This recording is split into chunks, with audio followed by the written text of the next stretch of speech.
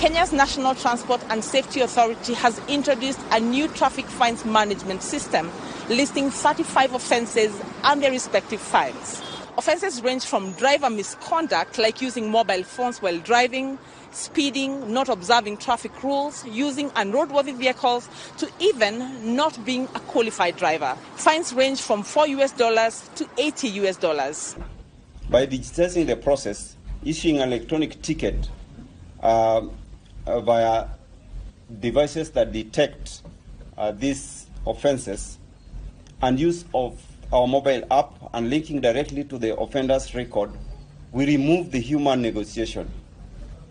You pay directly to the government, and I know right now we have said through KCB branches, but when the threshold of cameras on the road increases, we'll make this using mobile money. This brings transparency and protect both the motorists and the officers. NTSA requires offenders to pay the fines in 7 days through KCB Bank and looks to having payments done via mobile phone services like M-Pesa in future. The authority says its aim is to improve road safety and compliance with traffic laws. Ultimately, our goal is not to punish, it's to protect. We want to change the mindsets of Kenyans road users.